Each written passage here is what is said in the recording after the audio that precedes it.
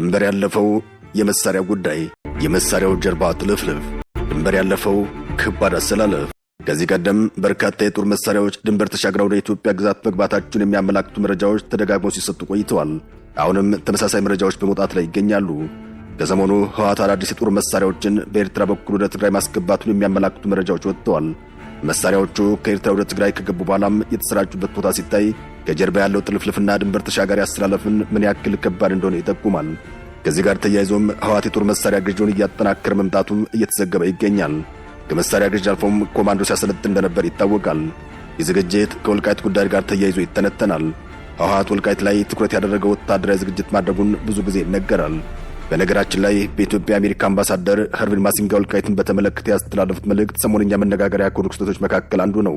አምባሳደሩ ጥንቃቄ በተሞላበት አነጋጋሪ መልእክታቸው ህዝቡ የራሱን ፖለቲካ ዕጣ ፈንታ ራሱ እንዲወስን ፈቀዱለት ሲሉ ተሰምተዋል። ሁሉም ወገኖች ከፖለቲካ በላይ ለህዝባቸው ቅድሚያ እንዲሰጡም ጥሪያቸውን አቅርበዋል።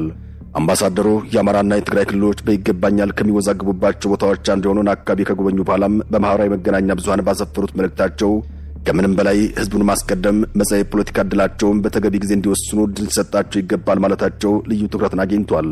አምባሳደሩ በመልእክታቸው የተለየ ትኩረት ያገኙትም ሁሉም ሰው ደህንነቱና ክብሩ በተጠበቀ ሁኔታ ቀጣዩን የት መገንባት እንዳለበት እንዲወስን በኢትዮጵያ የሚመራና በተባበሩት መንግስታት የሚታገዝ ሂደት አሜሪካ ትደግፋለች። ሁሉም ወገኖች ከፖለቲካ በላይ ህዝቡን በማስቀደም የወደፊት ፖለቲካዊ ዕጣ ፈንታቸውን በተገቢው ዕቅድ እንዲወስኑ ጥሪ እናቀርባለን በማለታቸው መሆኑ ይታወቃል። ማሲንጋና የጠቅላይ ሚኒስትሩ የምስራቅ አፍሪካ ጉዳዮች አማካሪ አቶ ጌታቸው ረዳ ወደ ወልቃይት ሁመራ ከመሩ በኋላም ጉዞውን በተመለከተ ሁለቱም በየፊናቸው አነጋጋሪ መረጃዎችን ማጋራታቸው እንዳለ ሆኖም ከጦር መሳሪያ ጋር በተያያዘም የኢትዮጵያ መንግስት ከኤርትራና ከህወሓት ጋር መፋጠጡ አስግቷል። ሰሞኑን ከጦር መሳሪያ ጋር በተያያዘ በሰሜን ኢትዮጵያ በኩል አዲስ ውጥረት ነግሷል።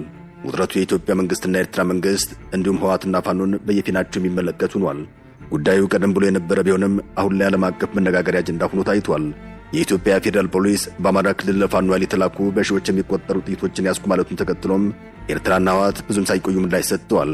የኤርትራ መንግስት የጠቅላይ ሚኒስትር አብይ አህመድ መንግስት ጦርነት ለመጀመር ሰበብ እየፈለገ ነው ሲል ከሷል። ከኤርትራ ቀጥሎም መሳሪያ ደርሳል የተባለው ህወሓት በጉዳዩ ላይ በሰጠው ምላሽ አስተባብሏል። ከዚያም በፊት በኤርትራ በኩል አዳዲስ ጦር መሳሪያዎችን አስገብቶ ወደ ተለያዩ አካባቢዎች መላኩን የሚያመላክቱ መረጃዎችም ወጥተው እንደነበር አይዘነጋም። ጉዳዩም ከጀርባው በርካታ ጥልፍልፎች የታዩበት ሆኗል። በአንድ በኩል ከህወሓት ጀርባ ኤርትራ፣ ከኤርትራ ጀርባ ደግሞ ግብፅና ሱዳን የሚቀጥል አስተላለፍ ይታያል።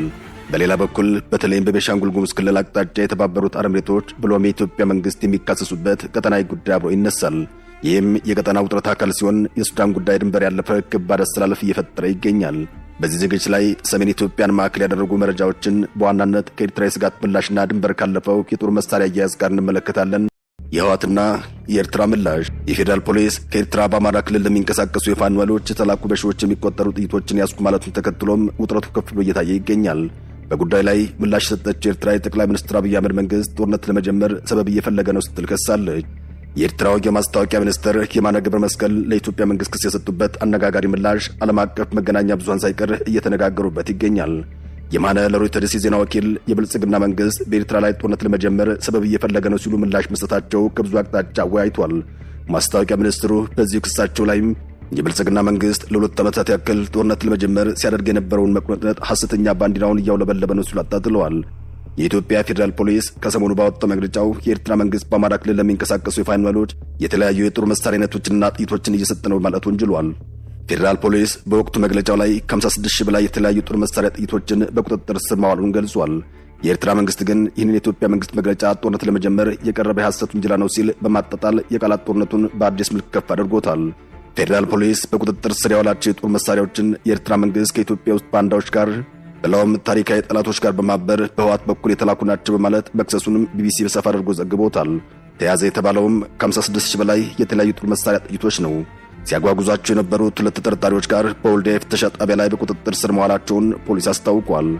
ፖሊስ በስውር ተላኩ ያላቸውን 41999 የክላሽ 14000 የብሬን ጥይት እንዲሁም 800 የደሽቃ ጥይቶች በአጠቃላይ 56799 ጥይቶችን በቁጥጥር ስር ማዋሉን አብራርቷል። የፖሊስ መግለጫ እንደሚለው ተጠርጣሪው ላይ በተደረገ ምርመራ የጦር መሳሪያ ጥይቶቹ ከኤርትራ መንግስት የተላኩ መሆናቸውን ብሎም ህወሓት መቀሌ ላይ ተቀብሎ ወደ አማራ ክልል በማስገባት ለፋኖ ለማድረስ ሲንቀሳቀስ ነበር ሲሉ ተደምጠዋል። ጥይቶችን ሲያጓጉዙ ተይዘዋል የተባሉት ተጠርጣሪዎች ላይ ፖሊስ አደረኩት ባለው ምርመራም ጥይቶቹ በሻዕቢያ መንግስት እንደተላኩና ህወሓት ተቀብሎም ከመቀሌ ወደ አማራ ክልል ሸዋሮቢት ለማድረስ መንገድ ላይ እንደነበሩ በጉዳይ ላይ የወጣው መግለጫ ያሳያል። ነገር ግን ህወሓት ክሱን ውድቅ አድርጓል። የህወሓቱ ቃል አቀባይ ሚካኤል አስገዶም ጭብጥ የሌለው ውሸት ሲሉ ማጣጣላቸውን ቢቢሲ በዘገባው አመላክቷል። ህወሓት ወደዚህ ወረደ ስራ የሚገባ ፓርቲ አይደለም ሲሉም የተከላከሉት ቃል አቀባዩ በውስጣቸው የተፈጠረውን አጀንዳ ለማስቀየስ ሆን ተብሎ የተሰራ ዜና ነው ሲሉም ለቢቢሲ ተናግረዋል። አቶ ሚካኤል የአይነቱ ክስ የተለመደ ነው ሲሉ ማጣጥለውታል። ወደ ግጭት እንዳይገባ እኛ የበኩላችንን ጥረት እያደረግን ነው፣ የእነሱ አካሄድ ግን ይመስለኛል ወደዚያ የሚያመራ ነው ሲሉ ተደምጠዋል። ቃል አቀባዩም የፌዴራል መንግስት ባለስልጣናትን ወንጅለዋል። የኢትዮጵያ መንግስት ከህጋዊ የፖለቲካ ፓርቲነት የተሰረዘውን ህወሓት ከኤርትራ መንግስት ጋር እየተባበርን የሚል ወቀሳ ሲያሰማ ይህ የመጀመሪያው አይደለም። የኤርትራው ፕሬዝዳንት ሰሞኑን ከሀገሪቱ ብሔራዊ ቴሌቪዥን ጋር ባደረጉት ቃለ ምልልስ ላይ የብልጽግና መንግስት መክሰሳቸው ይታወሳል። ኢሳያስ ብልጽግናን ከከሰሱ በኋላም አገራችን እንዴት መከላከል እንዳለብን እናውቃለን ማለታቸው ይታወቃል። ሀገራቱ ከዚህ በፊት በድንበር ይገባኛል ጥያቄ የተነሳም ለ2 ዓመታት ደም አፋሳሽ ውጊያ ማካሄዳቸው አይዘነጋም። ጠቅላይ ሚኒስትር አብይ አህመድ ወደ ስልጣን መምጣታቸውን ተከትሎ ሰላም እንደመጣ እንዲሁ ጠቅላይ ሚኒስትሩ የሰላም ኖቤል ተሸላሚ ሆነዋል። ግንኙነቱ ግን መልሶ የሻከረው ከፕሪቶሪያ ስምምነት በኋላ እንደሆነ ይነገራል። በተለይ ደግሞ ጠቅላይ ሚኒስትር አብይ አህመድ ለኢትዮጵያ የባህር በር ማግኘት የህልውና ጉዳይ ነው ማለታቸውን ተከትሎም የአገራቱ ግንኙነት እየተካረረ መምጣቱ አይዘነጋም። ኤርትራ በአውሮፓውያኑ 1991 ነጻነቷን ማግኘቷ ተከትሎም ኢትዮጵያ ባህር በር አልባ ሀገር ሆና ቆይታለች። ይህን የባህር በር ጥያቄ ታዲያ ኢሳያስ የጦርነት መፍጠሪያ የሚል ትርጉም ሰጥተውታል። በተመሳሳይ የጦር መሳሪያ ክሱንም መንግስታቸው የጦርነት ሰበብ በሚል ትርጉም ምላሽ መስጠቱ ይታወቃል። የመሳሪያ ግዢውና ያልጸናው አሰላለፍ ከቅርብ ጊዜያት ወዲህ እየወጡ ያሉ መረጃዎች እንደሚያሳዩት የጦር መሳሪያ ግዢው በአሳሳቢ ሁኔታ መስፋፋቱን ያሳያል። ህወሓት ከኤርትራ መንግስት ጋር ጥምረት መፍጠሩን ተከትሎም ጦር መሳሪያ ገዝቶ በኤርትራ በኩል ሲያስገባ ቆይቷል። የመሳሪያ ግዢውና የድንበር ዝውውሩ ግን አሰላለፉን የሚያጸና ሆኖ አልተገኘም። ስምዶ እየተባለ የሚጠራው የኤርትራ መንግስትና የህወሓት ጥምረትም እንደወትሮ አይደለም። አዲስ አሰላለፍ አልጸናም ማለት ግን የጦር መሳሪያ ግዢውን የሚያስቀር አይደለም።